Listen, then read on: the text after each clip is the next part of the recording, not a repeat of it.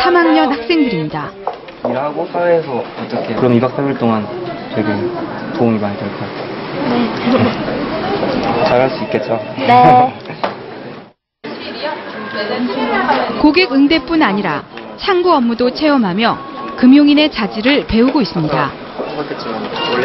총고장비, 총고정. 상고에 입학할 때 대학 진학을 목표로 했던 학생들도 취업을 먼저 하고 나중에 진학하는 경우가 많습니다. 우리 교과서를 통해서 한번 확인해. 대기업 나가는 비율이 한 60%, 중견기업이 중소기업이 60% 정도 나가는데 연봉이 금년도 2월 졸업생이 2,198만 원이에요. 그러니까 대졸자보다도 높게 나가니까 아이들이 그 취업을 더 많이 선호하는 것 같습니다. 올해 초 이 학교에서 고졸사원 2명을 선발한 은행 측은 영업점의 반응이 좋아 채용을 더욱 확대할 계획입니다. 하반기에는 창구텔라 공개 채용 시 특성화고 학생의 채용 비율을 15%에서 30%로 2배 확대하여 추진할 계획입니다.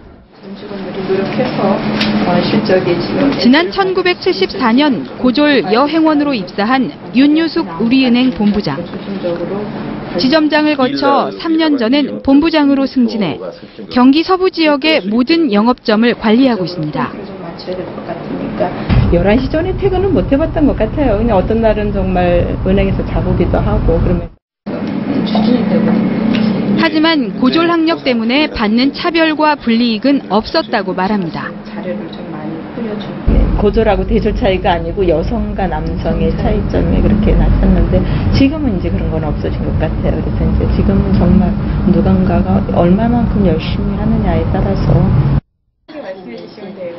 윤 본부장과 같은 여상고 동문인 전문 금융인들이 모였습니다.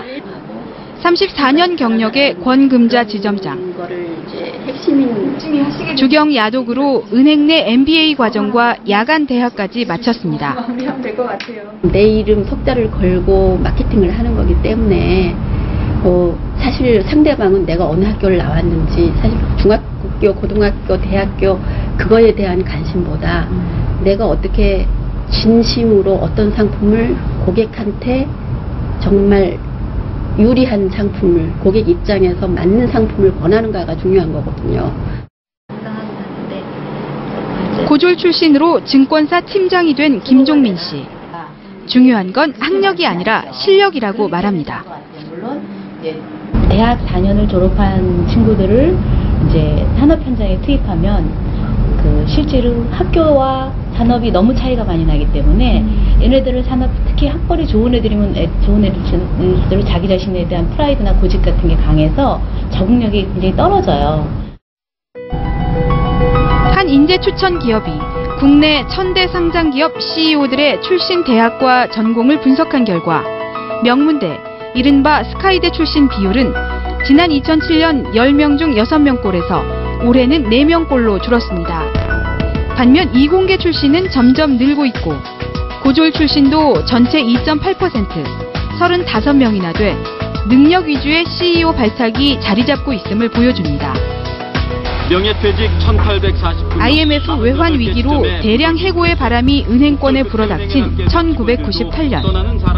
무려 절반 가까이 명예퇴직하면서 6천여 명 직원을 울렸던 이른바 눈물의 비디오입니다. 진짜 똘똘 뭉쳐가지고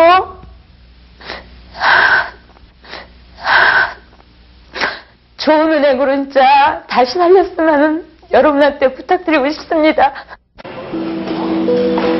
과거 산업화 시대는 물론 90년대 초까지만 해도 은행들은 수백 명씩 상고 졸업생을 뽑았었습니다.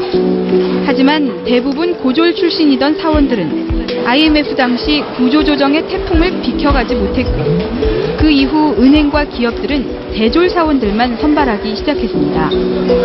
90년대 들어 대학이 넘쳐나면서 고졸 출신이 너끈히 잘해내던 일자리가 학력 인플레이션으로 양산된 대졸자에게 넘어간 것입니다. 최근 방영된 한 드라마에선 고졸 출신 30대 여성이 나이와 이름을 속이고 취업하는 이야기가 많은 공감을 얻었습니다. 아무도 34 고졸 출신인 저에게 일자리를 주지 않았습니다.